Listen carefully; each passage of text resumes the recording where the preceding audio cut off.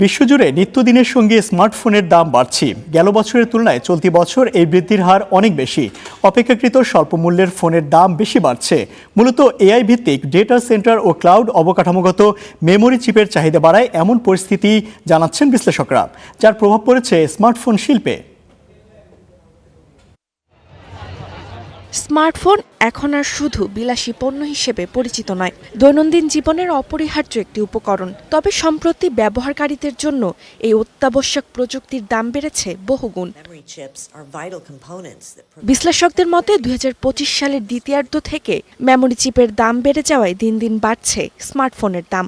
এই প্রবণতা 2026 সালেও অব্যাহত থাকায় বছরের শুরুতে মেমোরি চিপের দাম বেড়েছে 55 থেকে 60%। ফলে স্মার্টফোনের উৎপাদন খরচ ও বিক্রয় মূল্য দুটোই বেড়েছে। মেমোরি সংকটের কারণ হিসেবে বিশ্বে উৎপাদিত মেমোরির উল্লেখযোগ্য অংশ এখন এআই ভিত্তিক ডেটা সেন্টার ও ক্লাউড অবকাঠামোর দিকে চলে যাচ্ছে, যেখানে দ্রুত বাড়ছে এর চাহিদা। এর ফলে স্মার্টফোন শিল্পের জন্য মেমোরি সরবরাহ তুলনামূলকভাবে কমে এসেছে।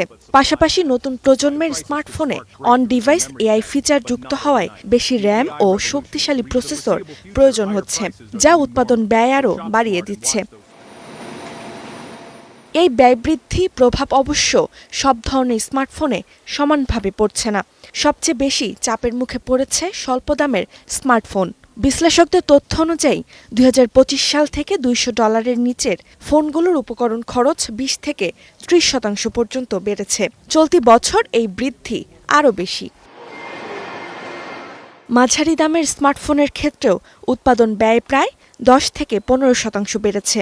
প্রিমিয়াম বা হাই এন্ড স্মার্টফোনগুলো তুলনামূলকভাবে এই চাপ সামাল দিতে পারলেও সেগুলোর উপকরণ খরচও বেড়েছে 10 থেকে 15%।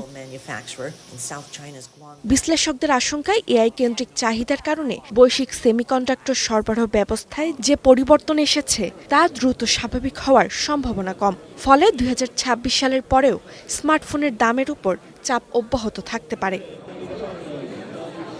Roksana Rimi, star news.